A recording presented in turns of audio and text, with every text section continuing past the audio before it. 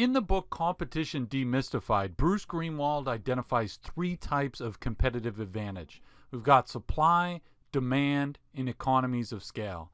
Supply is there's something about your firm. You have some kind of advantage that allows you to produce units more cheaply than any of your competitors.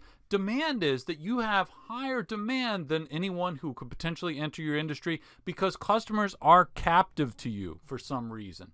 And scale is basically saying you produce so many units or you provide so much service. You have such a large size that it would be so difficult for a new entrant to come in and compete with your firm because their cost per unit would be so much higher, they'd be losing money. So let's go through each of these in more detail. So let's tackle supply, where you're able to produce the goods more cheaply. Why might that be the case? Well, it could be you have some kind of access to inputs. For example, let's say we're talking about a specific type of resource that is extracted from a mine. Okay, and you're the only one. Let's say there's just a certain number of mines in the world, and you're the only one with access to those mines. You got there first, and you own all those mines, and you're able to extract that resource. And so it would be so much more difficult for anybody else to acquire that resource. You have this privileged access. You control access to the resource in such a way that nobody else does. Could also be that you are able to produce your units more cheaply because you have some kind of technology that nobody else has access to. Maybe you have some kind of a patent that allows you to do a certain process or you somehow have some technology where you can produce the good or service so much more cheaply than anybody else. And because you have a patent, so this is proprietary technology, nobody else can do it that way, so you're just basically going to be able to do it that much cheaper. Or maybe you don't have patented technology, but you have some kind of expertise that is not easy for anybody to get. It's something that is such a difficult process, or maybe we're talking about like Coca-Cola with their secret formula. You have some kind of secret to what you're doing, and not just anybody else can come in and copy it and compete with you. And so if you have this kind of expertise or some kind of patented technology or something, that makes it where you could produce this potentially much more cheaply than anyone else can, and you have a competitive advantage against them. In terms of demand, we're talking about the customers being captive, and it's difficult for them to leave you. Why is this important? Because you're going to have an advantage if somebody comes and says, I'm going to start a firm and I'm going to compete with you. And they say, well, the customers that you're trying to capture, they're captive to your firm, and this competitor is not going to be able to get them. Well, why might that be the case? Well, it could be the customers just are really ingrained in their habits.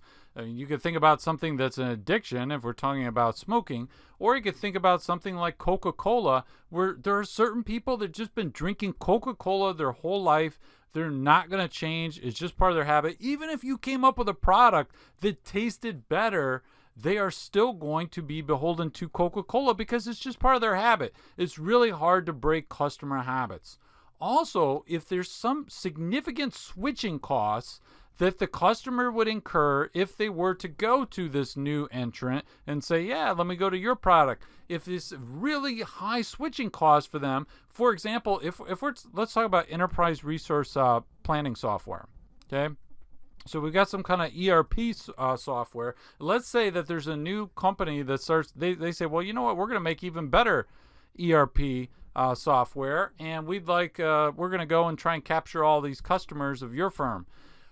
All these customers who are using your ERP software, it would be so time consuming for them to switch to the competitor's ERP software. Think about having to retrain all the employees to learn the new system. Now, if they could be convinced that, okay, this is that much better, it's worth all the hassle, okay, maybe, right? But if there's these high switching costs where it's really, really difficult to say, okay, let's just go over to a competitor, then it's going to be very difficult for any new competitor to come in and get any kind of market share. Also, sometimes it's very difficult even finding a substitute. For example, I think about being captive to my doctor, okay, in the sense that, so I have this doctor, and she's a nice doctor, but if I wanted to switch to another doctor, it's not the same as if I wanted to. So if I'm not happy at the restaurant I go to, I could just easily go to another restaurant and say maybe they'll give me better food. But with my doctor is part of my healthcare plan with my insurance, and part of this, there's this network that she's a part of. And there are other doctors that are technically part of the network, but I've got to find which doctors are in that network, and are they accepting new patients? And it could take me several days of phone calls and emails just trying to find a replacement for my doctor. And so it's less likely that I'm going to switch doctors because it's just hard finding a substitute. So all these different things here, habits, switching costs, difficulty finding a substitute, they make it where the customers are more captive. And so then if you have these captive customers, then you've got a competitive advantage. It would be difficult for somebody else to come in and steal your customers. Economies of scale might be the easiest competitive advantage to understand, particularly if you've had a lot of economics. But remember, the more units you produce, your fixed costs are being spread over a greater number of units. So the higher your production, the lower your fixed cost on a per unit basis. Okay, that's the idea behind economies of scale. So if you have a company that is really large scale, if you have an incumbent firm and they're doing business and it's massive scale, and some new entrant into the industry they come in and they say, I want to compete with you. Even if you gave them the exact same factory, the exact same equipment, the exact same technology, everything, if you give them the same thing, they would still have a higher cost per unit because they don't have the same scale yet. Okay, they are not producing as many units because they're the new entrant. They're just coming into the industry. They're not going to have the same market share as you. So their cost per unit is going to be much higher. So you will be more profitable than them. And so they might say, well, look, I don't want to enter an industry or compete with some firm where I know I'm going to be losing money for years. If you think about a company, the consumer products company, Procter & Gamble, think of how many different brands they have. For example, they're in laundry detergent. And if you wanted to compete with them, their research and development costs, their R&D is spread over so many units. And for you to spend the same amount on R&D, when you don't have the same market share, your R&D cost per unit is automatically going to be much higher. If you spend the same on R&D as they do, it's going to be spread over fewer units. Okay? Now, you might notice that when I've talked about these three competitive advantages, we never talked about product differentiation, okay? Product differentiation.